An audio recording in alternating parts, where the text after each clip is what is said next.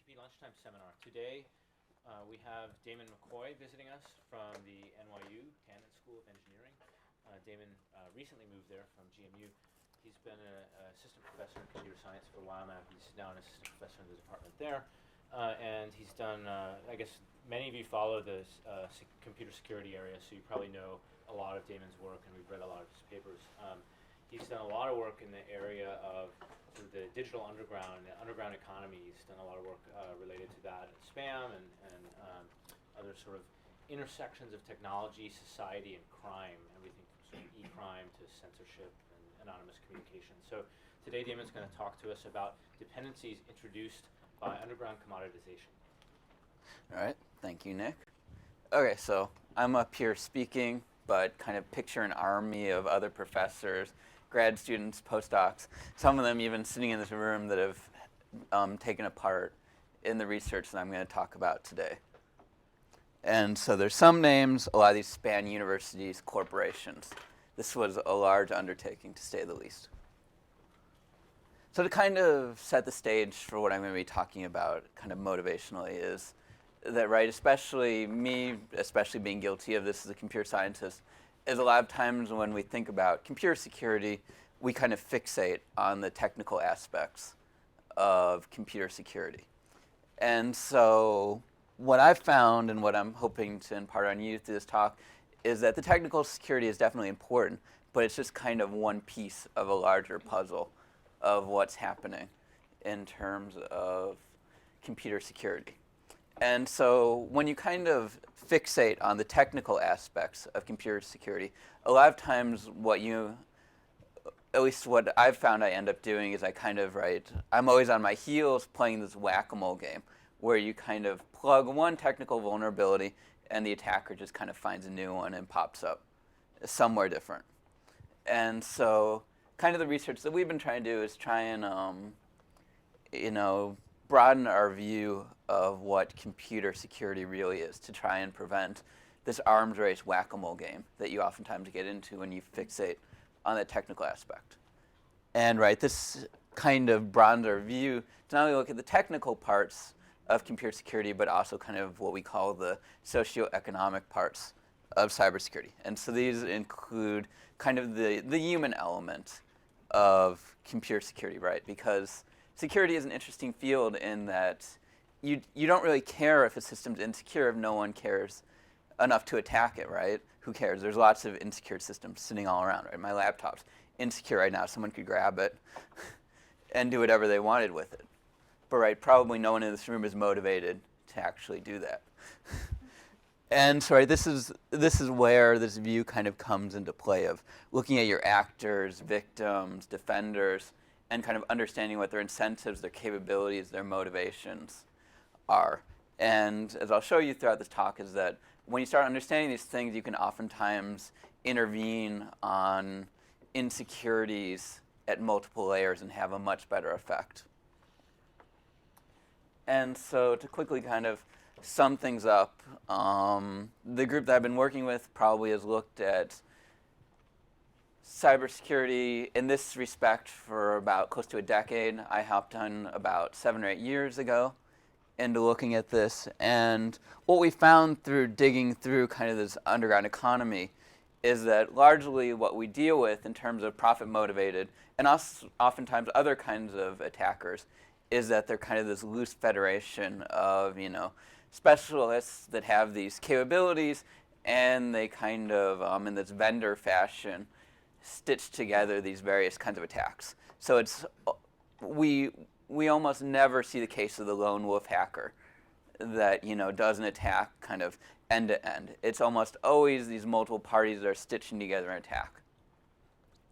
And so from a business, if you look at this from a business perspective, this allows them to have a lot of specialization, which gives them efficiencies, and it gives them, they can innovate within their various specializations. So drawing parallels from the business world, this makes sense that they organize like this when they're profit-motivated attackers. And what this has led to is what we call kind of streamlined abuse for a fee.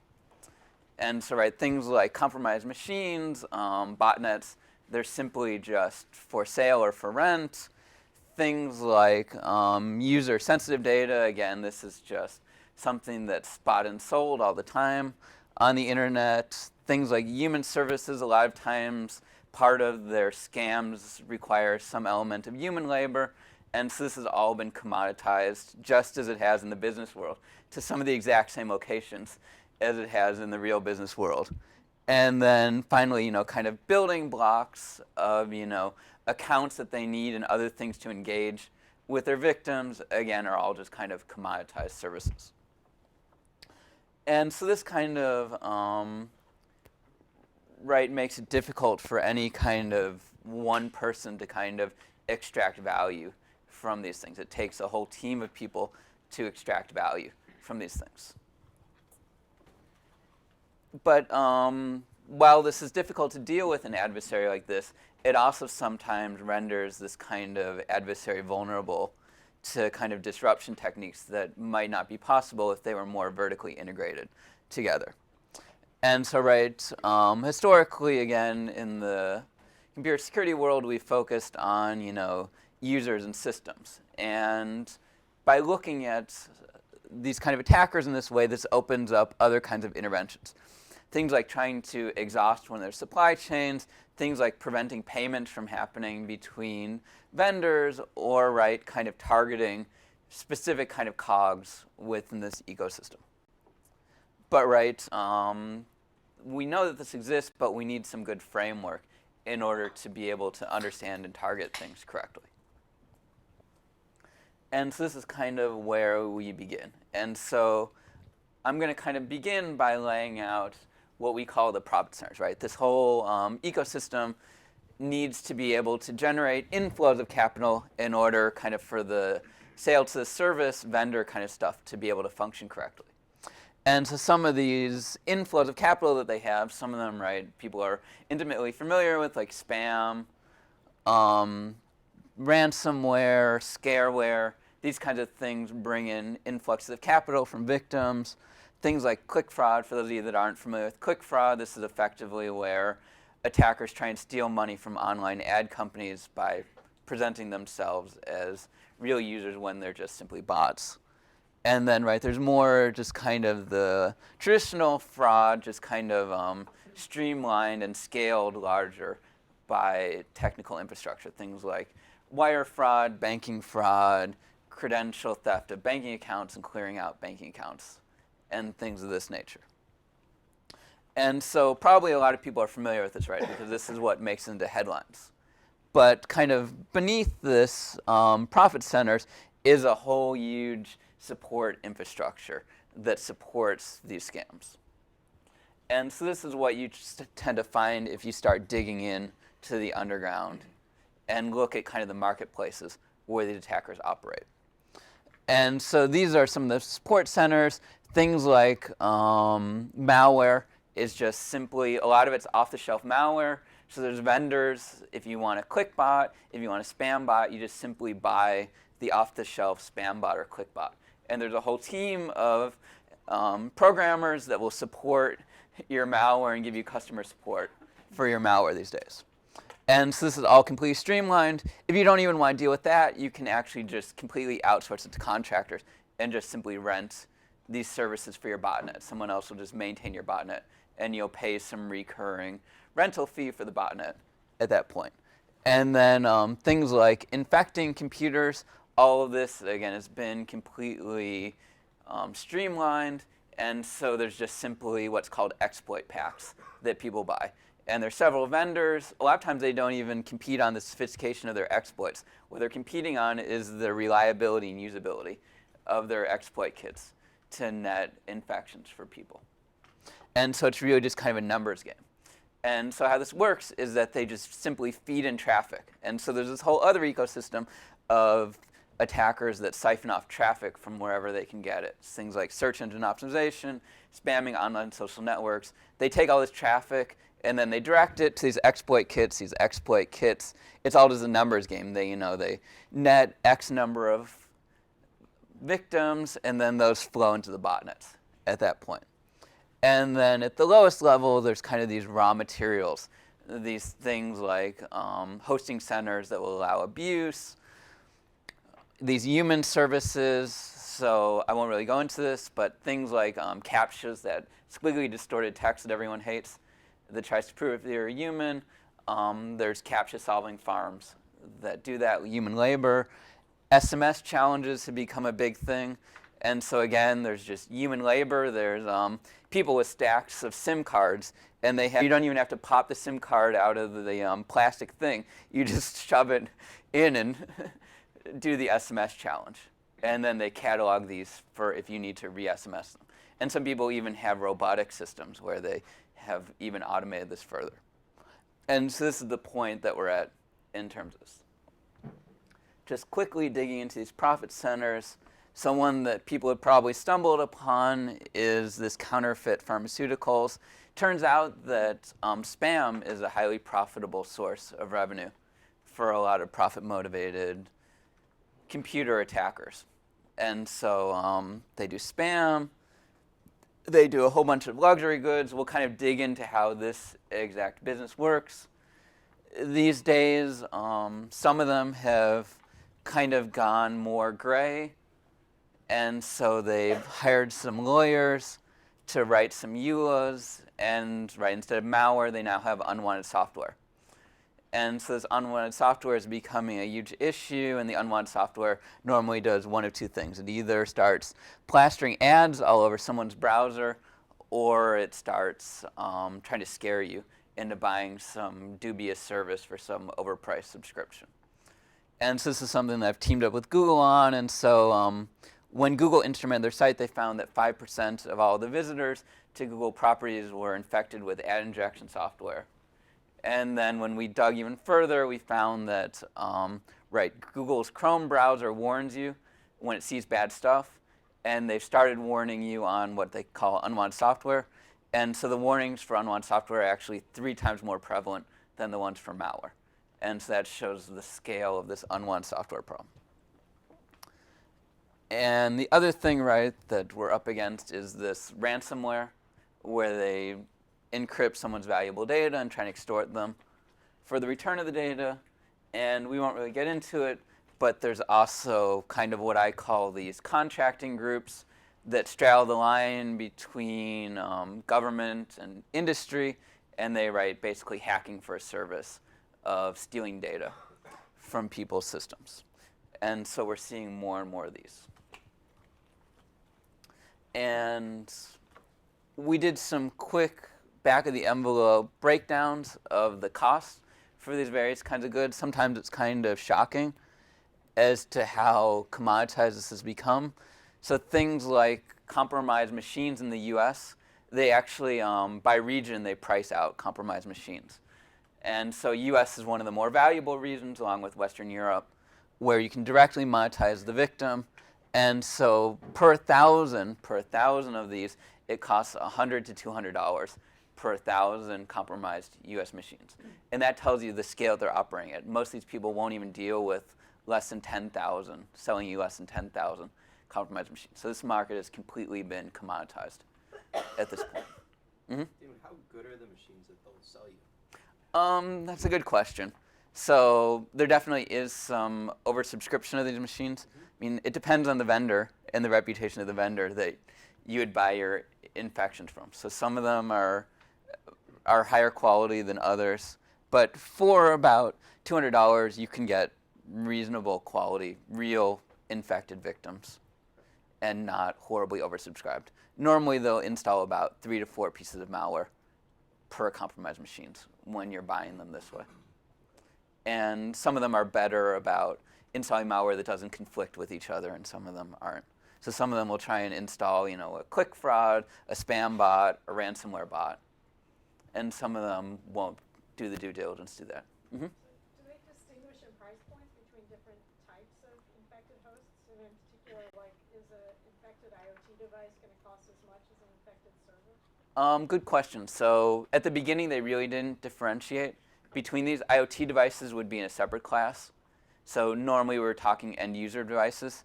In terms of compromised devices, servers and IoT devices were normally sold, again, commoditized, but on a different kind of market. And so IoT devices, I believe, are on par with end user devices, maybe slightly cheaper and less stratified in terms of regional differences. Because there you're not directly monetizing the IoT device yet until we have ransomware of IoT devices, which will probably show up at some point. Do you know, are those infected machines sold once or resold? Like I said, in the end user scenario, they're normally sold about 3 to 4 times when we did our measurements. First come, first served. Right. And again, some shops have a better reputation at installing non-conflicting things than others don't do the due diligence to do that. So just like any business, you have to there's good vendors and there's bad vendors in this space. Other things that you can see, right, are these human services. So in order to have 1,000 of those CAPTCHAs solved, it only costs about $1 to $2. What they're doing is they're effectively using sweatshop labor. So these are equivalent prices to sweatshop labor. And we've done studies of this market, and in fact, they're sourcing their labor from the exact same places that you find sweatshop labor. So Southeast Asia and countries like that are responsible for these CAPTCHA-solving farms. And then, right, other things, these DDoS attacks have been in the news a lot. Incredibly cheap to launch these DDoS attacks. For $10, you can get an all-you-can DDoS plan for 800 megabit per second DDoSes. This will take out your normal residential link and probably your lower end web hosting links as well for $10. So you can skip lunch one day and DDoS people all you want for a month. And then, right, there's accounts, which are kind of the basic building blocks of a lot of abuse, traffic acquisition for either spam or exploit. And so accounts go for different prices depending on the defenses that have been deployed by the vendors. Again, these are all sold by the thousands, showing you the scale that they operate in. All of this is completely streamlined and at large scales. And so this is interesting, the different price points, because you can see where certain defenses are raising the price of the accounts. So adding things like PVA, you can now kind of economically quantify what is the security benefit of adding PVA to your account registration process. It adds, about an order of magnitude more to the price of the accounts when you do that. They jump from about $20 to about $200 per 1,000. And so these are interesting things. Mm-hmm. What if the Twitter follower has AI? Does it cost more then? What? If it responds, if it's bot. Oh, I don't know if there's a market for actually responding Twitter followers. That again is a little bit more customized than the scale that they would probably want to deal with. They normally just kind of sell you the raw account, and then Seem to be actually retweeting people and things like that. right, yeah. So that would have to be, again, you'd have to go to another vendor, and you can do a value add for your bulk Twitter accounts if you could connect them to a Twitter bot. And this is where we see a lot, is this layering of value added services on top of raw materials. And so that would probably be in that class. Mm-hmm. Does all of this happen from jurisdictions with questionable law enforcement, or are there seemingly legitimate businesses or funds for underground operations? Yeah, it depends on the risk involved in it. So things like account selling, thought to be a pretty low risk endeavor, right? Probably at most a terms of service violation of the provider. And so this happens in countries like India and sometimes in the US and Europe. Whereas, selling compromised machines mostly happens in jurisdictions that are likely not to arrest these people. And so they're definitely aware of the risk factor, and they enter the market accordingly to their geographic location and the amount of risk that they want to take in. And so yes, this is all factored in.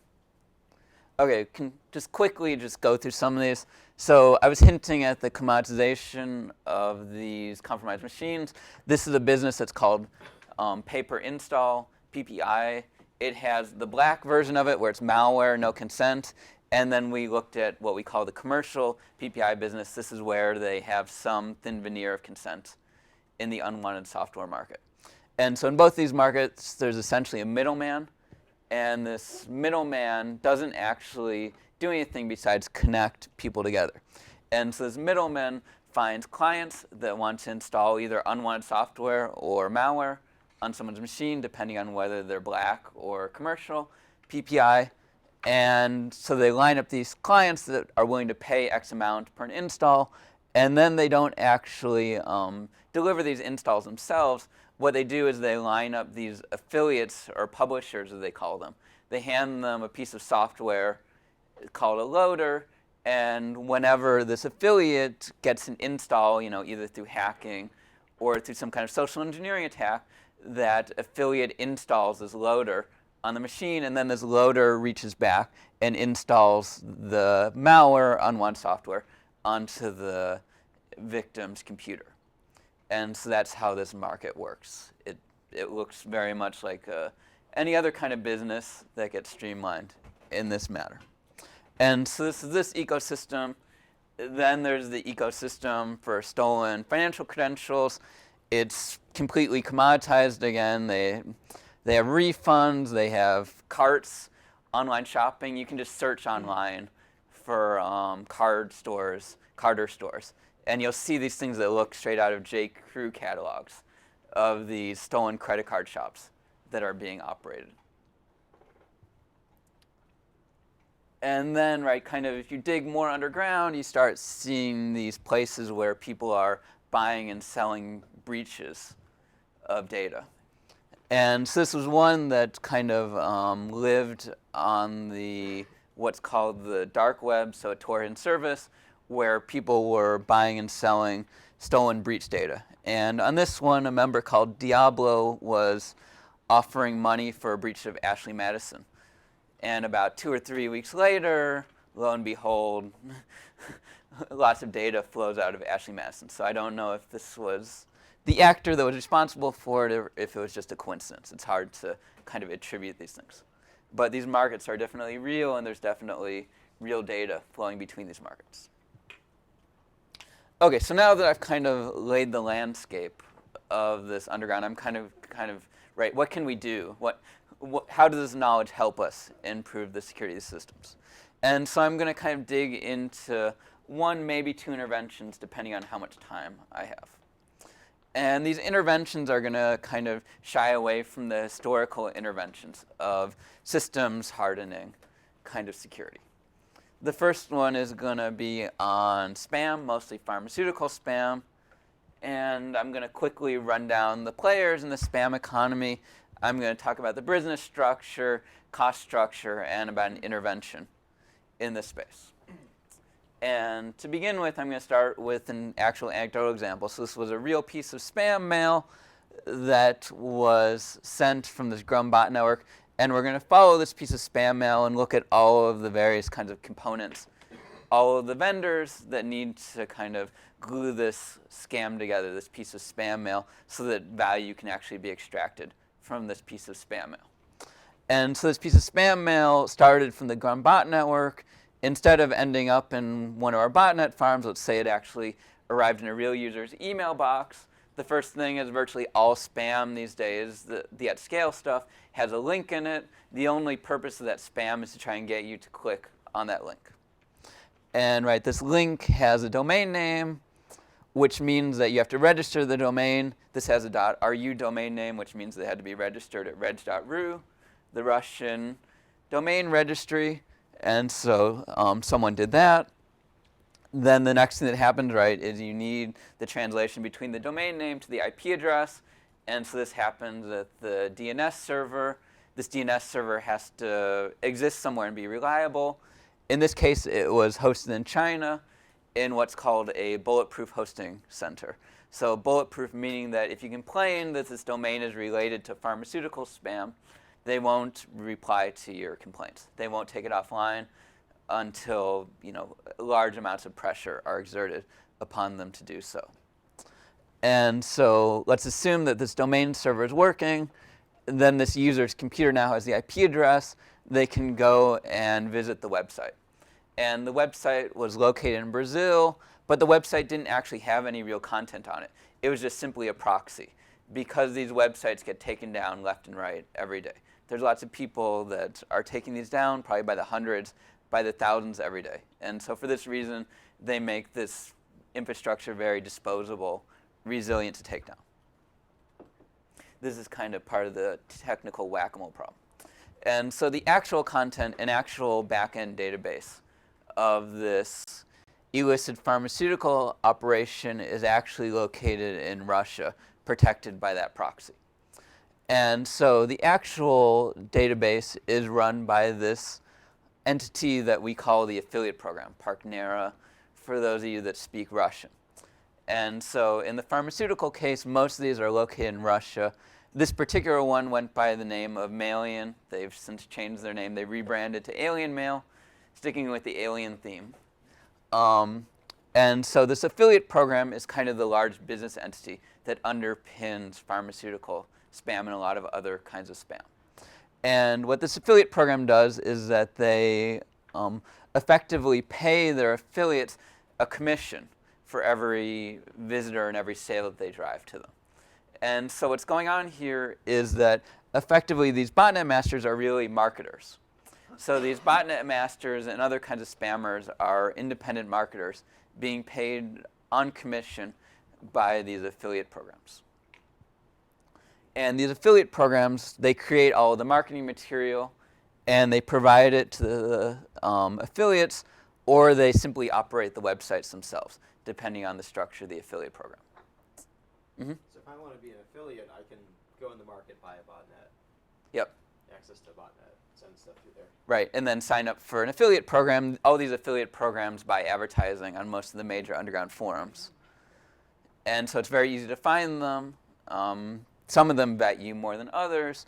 And then, yes, you can just sign up. They give you, they either set up the websites for you or they give you templates that you can set up on your own websites. They give you an affiliate ID. And every sale that you generate, you get credited and you get a commission for every sale.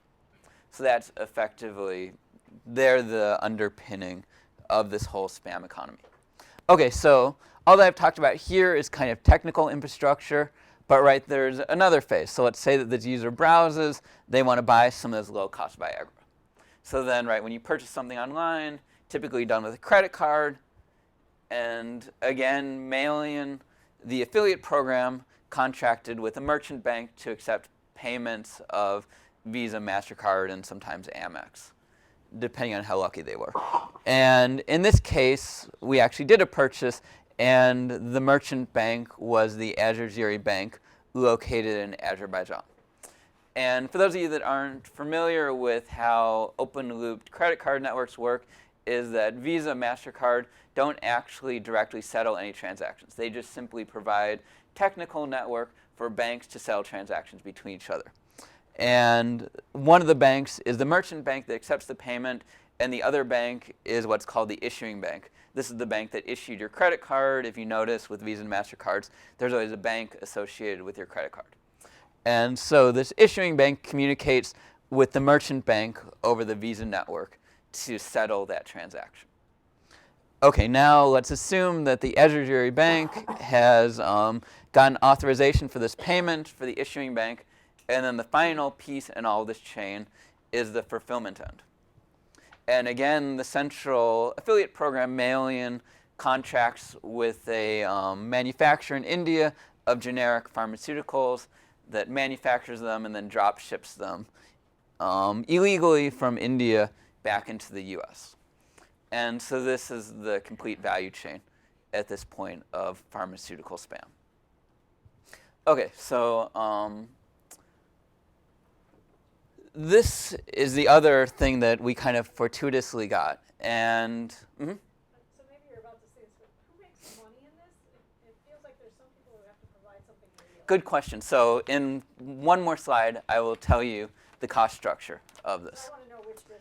And in fact, the people that are taking on the most risk make the most money in this operation. So it is somewhat rational from an economic perspective. Okay, so how we get at who's making what is through some leaked ground truth data. And so there were two major pharmaceutical affiliate programs. One of them went by the name of RX Promotions. One of them had sister programs. So they had GlabMed was their original program, and the anti-spam activists kind of pursued GlabMed to the point where they actually divested themselves of their spammer affiliates. But how they divested themselves is they started up a sister program called Spam It. And so they moved all their big botnet masters to Spam It, aptly named. And they kept all of the SEO people that were doing the more gray stuff in GlabMed. So it was the same database, essentially, was running both these programs. They just had two different names to each other. And so the people that were running these two programs actually knew each other. They began business relationships by founding a company called ChronoPay, which was one of the largest credit card processors in Russia. So Pavel Lubiowski and Igor Gusev founded ChronoPay. At some point they had a falling out. Igor left, and he started GlabMed and then Spam It. And he was very successful, making lots of money from GlabMed and Spam It. And Pavel got jealous, and he started up RX Promotions. And they were competing for market share, and as part of their competition for market share, they effectively leaked the back-end databases for their programs. They leaked them to a reporter by the name of Brian Krebs, and then Brian Krebs gave them to us to do some forensic accounting as computer scientists. And what we did from this forensic accounting is that we could see that they made about $185 million in gross revenue over about a 2.5-year time span, a little bit shorter from RX Promotions than GlabMed and Spam It. So they were making a good chunk of money. They had over 1 million customers, over 1.5 million orders, more orders than customers. This means that they're getting return business, which actually becomes a key revenue stream for these illicit pharmaceutical programs as time goes on, because customer acquisition is actually expensive. And then finally, we see about 2,600 affiliates. These are the marketers, almost all of the major botnet masters, a lot of the major other kinds of spammers on the internet were working for these two companies at one point or another. And in a separate study, so these are only these two programs that we have this really fine-grained information from. But there's more than just these two programs selling these illicit pharmaceuticals. And so we did another study that we called Purchase Pair, where when we were ordering from these companies, we noticed that we got an order number, and then when we ordered again, we got an order number that was slightly larger.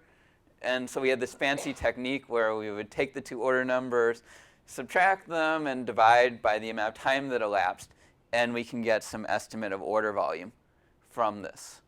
And then from the leaked data, we can see what the average order size is, magic of multiplication. We can get some pretty accurate, because we could test it against this ground truth data, within about 5 to 10% of their gross revenue for these programs doing this. And so we pegged them at about $500 million per year when we covered most of the major illicit pharmaceutical programs. Okay, so now answering your question about who makes what. For these two ones, we can do a detailed cost structure breakdown of what their costs look like. And roughly about 70 to 75% of their costs are what we call direct costs. These are incurred on every sale that they make. And the largest of these direct costs goes to the affiliate marketers, the botnet masters, and stuff like that. They make about 30 to 45% commission depending on how much sales volume they can generate. So these affiliate programs give larger commissions if you can generate more sales. And these advertisers actually make the lion's share of the money, and they're actually taking the lion's share of the risk, right? They're the ones operating the botnets and doing most of what we'd call CFAA kind of hacking violations. They're pretty much the only one in this operation that are doing those kinds of activities. And so for that reason, they can demand very high commissions. Then we see some supply costs. Their supply costs are fairly minimal. It's about 15 to 20% of it. It actually costs more to drop ship these goods because it's actually harder and more risky to drop ship these goods from India to the US than it is to manufacture them. It's actually completely illegal to manufacture generic equivalents in India of these drugs. And so the other thing that kind of steps out at you is their payment processing overhead. They're paying about 10 to 15% for their payment processing. For people that have dealt with payment processing, this is highway robbery. This is very inflated costs companies like Amazon probably pay about 2% or so, maybe even less than that, if they can negotiate a good deal. So this is order of magnitude more expensive. And there's a reason for that, as we'll get to. And then they have some direct costs, and the bottom line is that they're a business. They're profitable. They're not wildly profitable. This is pretty much retail margins of about 10 to 20% of their business. You go to Silicon Valley VCs, you probably get laughed out of the room for this kind of business model. And this, right, all adds up to the fact that, in fact, they are a business, and it's not just pure profit for them. They have business costs, and because of this, they are vulnerable to economic disruption. If we can start raising these costs, then, right, we start eating into their margins, and at some point, they probably do something else. Because these are actually very intelligent, skilled people that probably could be doing something else. The other thing, right, is this question of what's the payment instrument that they're using online, right? There's getting to be more and more payment instruments online. There's traditional credit cards, there's Western Union, there's ACH, there's now Bitcoin. When we did the analysis of their revenues, almost, right, 90-something% of it, 97% of it came from credit cards. They experimented with things like Bitcoin. We actually made a purchase via Bitcoin. We traced our Bitcoin. As far as we can tell from our tracing our Bitcoin, we were the only ones to ever purchase using Bitcoin of their systems. That was how effective that was.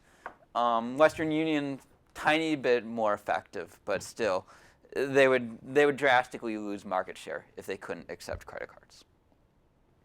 Okay, so now that I've laid this all out, right, there's this anecdotal example, and the big question is, how do we attack this ecosystem? How do we undermine this ecosystem, right? What is the vulnerable link that we can snip?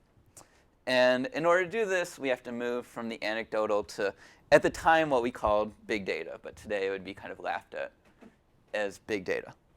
And to do this, we built this whole massive pipeline of being able to monitor their business at large scale. And this began with some major spam feeds, the larger of which was from one of the major free webmail providers. They gave us their spam feed. We mined the spam feed for the URLs within the spam feed. We then set upon some grad students to write some technical crawlers. The web crawler was more difficult because the operators of these programs started deploying anti-scraping defenses against us. And so our grad student had to play a cat and mouse game for a while with the anti-scraping efforts. We overcame this by throwing more machinery and higher fidelity scrapers at it. So we scripted actual web browsers that went to visit their sites, and we had proxies to avoid IP blocking of their services. So almost, we took a page out of their book of how you evade anti-scraping defenses. And then the other part of this was monitoring their domain infrastructure, and this was much easier because it's more difficult to prevent scraping of DNS infrastructure. After this, we then had to do some content clustering. Again, these websites, they're advertising this, are ephemeral websites. And so we need to do some clustering to cluster these ephemeral websites into the business entity that's backing that set of templates here. And this was relatively easy, just some fuzzy hash matching of the HTML content got us pretty much all the way there. And once we did this clustering, then we wanted to reapply labels of the affiliate programs that were behind that set of templates. And this took some online sleuthing. I joined a few of the affiliate programs as an affiliate marketer. Then they give me the templates. We can reapply the labels. For the ones that were more difficult to track down, we just kind of asked around. And most people knew. It's not a secret whose templates are for which affiliate program. So we went through all this effort because, right, we can measure all their technical infrastructure with these crawlers and things like this, but there's two pieces of infrastructure that we can't measure with just pure technical means. And this is their payment infrastructure and their fulfillment infrastructure. For this, we need to do actual purchasing of goods.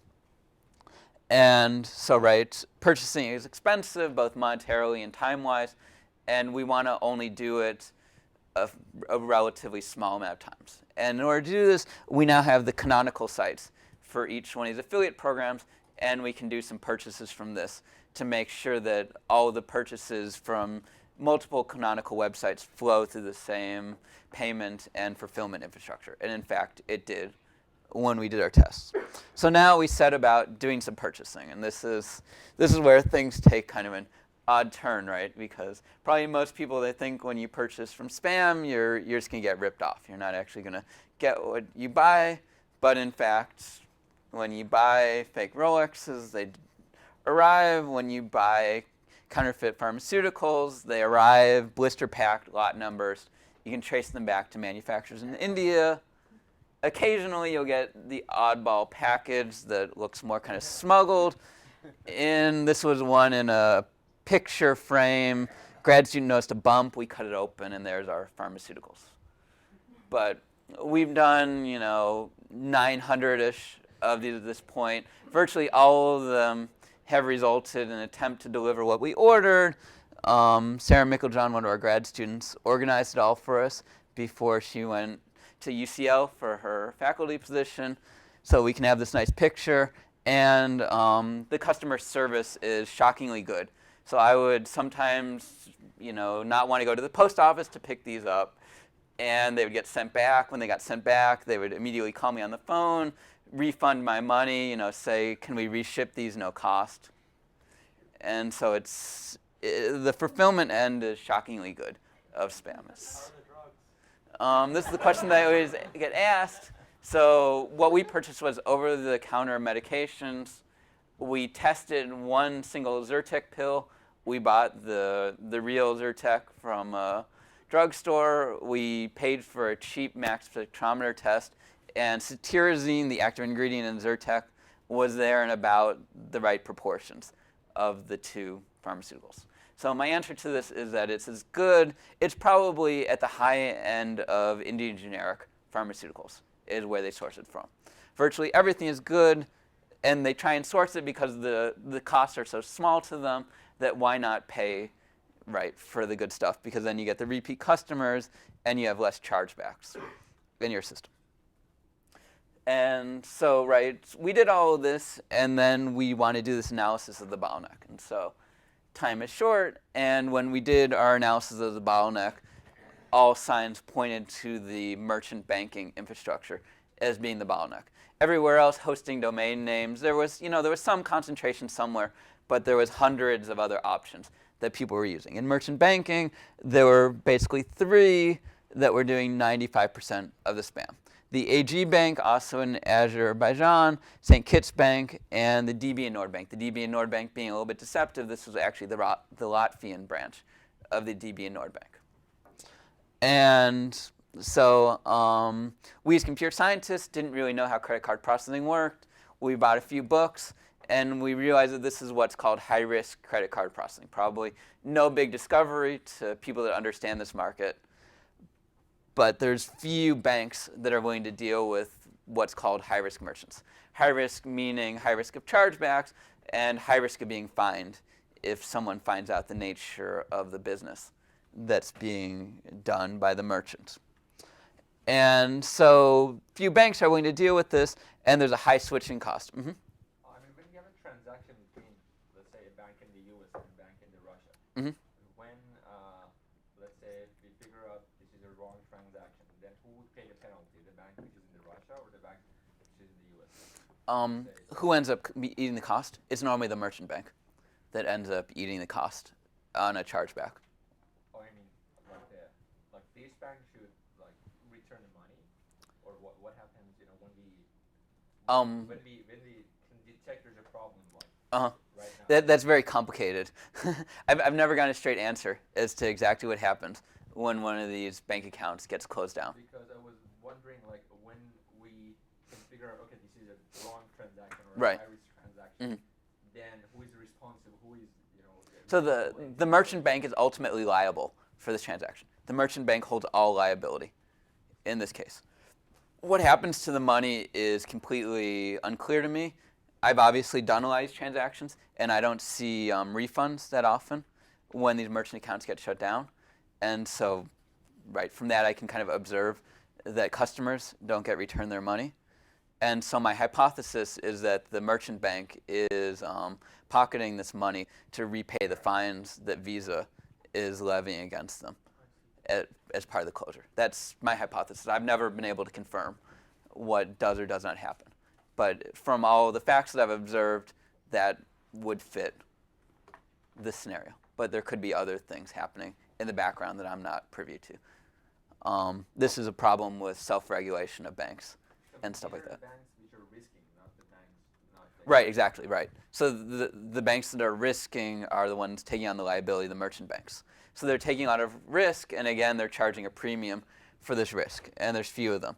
And the ones that will onboard these high-risk merchants are going to do a lot of due diligence because they're on the hook for all the fines, all the chargebacks, if the merchant can't make them whole. And for this reason, they're going to want to shake hands and make sure that this is a legitimate illicit pharmaceutical sales before they onboard them as a merchant. And if they do onboard them, they're going to want some upfront capital from them to protect themselves from the fines and chargebacks. And they're going to hold back some of the revenue to protect themselves as well. And for this reason, when one of these accounts gets closed down, it's very costly to the merchant as well. Okay, so we published a study pointing the finger at these three banks as being perhaps a key contributor to the spam economy. And when we did this, some groups kind of jumped on board. The Office of the White House took notice. A industry group called the International Anti-Counterfeit Coalition took notice of this. And they invited Visa and MasterCard to a meeting where Visa and MasterCard had their arms twisted and agreed to stricter self-regulation of themselves. And as part of this stricter regulation, effectively all online pharmaceutical sales are deemed high risk. There's only certain banks that can onboard merchants for pharmaceutical sales, and those banks that do take the risk of enhanced fines at this point. So the fines start at $25K, they escalate to $200,000 for repeat offenders. Visa and MasterCard will threaten disassociation if the bank doesn't stop onboarding these types of merchants. And so this resulted in higher fees from the banks to merchants because now they're taking on more and more risk of this. And so with these enhanced fines and regulation from Visa and MasterCard, some of these brand holders basically replicated our study of doing test purchases, and they actually reported these test purchases to Visa or the bank directly to shut them down. And so these were all of the illicit pharmaceutical programs that were operating before that intervention, and this slide needs to be updated, but back in 2012 or 2013, when the pharmaceutical companies were still putting pressure on the banking infrastructure, these were the pharmaceutical programs that were accepting payments. And so back in 2012, there was this extinction event that happened, and it happened fairly rapidly when the Microsoft did it for counterfeit software, and an unnamed major pharmaceutical manufacturer did it in the case of pharmaceuticals. And Microsoft basically eradicated all counterfeit sales. They were much better at targeting, and they were much better at doing focused purchasing since they had programmers to pay to do the correct targeting. Pharmaceutical didn't have as good a targeting, but they still had a pretty good impact from this. And so we can also lurk around these underground forums, and we can see from these underground forums kind of the distress that these marketers are on. So we saw many sad stories of people, saying that they could no longer make money off of the pharmaceutical spam these days because, the affiliate programs were no longer able to collect money, and so they were basically shutting down their affiliate programs. And so this kind of shows that this type of intervention can be fairly successful. And so with that, I don't know if I'm going to get to the second intervention. Probably not. I can try and open it up to questions. I've been kind of getting inline questions. So I can start going on to the next part, which is, so the pharmaceutical programs and Microsoft let up pressure, and the spammers returned. And so now there's not as much pressure on pharmaceutical spam, and their payments working much better, because this is an intervention where you need to constantly be on top of it, or else, right, they're going to probe and they're going to return if you're not doing the test buys and doing the reporting. And so at some point I was contacted by a law firm to do another intervention, this time not in the pharmaceutical space, but in the counterfeit luxury space. And so I was contacted by this law firm of Stephen Gaffigan and his technical liaison, Sean West. And just as a quick aside, a lot of times, right, merchants don't directly process credit cards. They essentially get a middleman to process the credit cards for them. And so this is called a processor. One of the largest in the world is First Data. And so First Data is paid by, someone like Joe's Pizza to accept payments. And then when Alice wants to buy a pizza, she doesn't give her information to Joe's Pizza. She gives her information to First Data. And First Data at that point handles all of the processing, the technical infrastructure of processing online payments at this point. And as a quick aside, when you're doing one of these payment interventions, Visa, MasterCard, the banks, they don't have any mapping between a website and a merchant account. There is no mapping that exists. You can't say, this website is selling illegal goods, please shut down the merchant account. They won't know what merchant account to shut down. So you need a test purchase in order to build that mapping between website and merchant account. And in the case of counterfeit goods, mostly they're advertised. I've seen more and more spam, but they're primarily advertised via compromised websites on the internet. So they hack into someone's website and they redirect the traffic to some counterfeit luxury goods site. And they do what's called black hat SEO to SEO these hacked websites. And when you go to make purchases from these sites, you interact with the e-commerce site, and then when you want to make payments, you're oftentimes transferred to this third-party websites.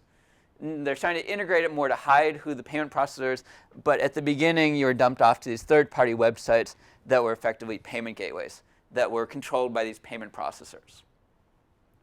And so these two payment processors were controlled. This one's controlled by ReallyPay, and this one's controlled by Payworks.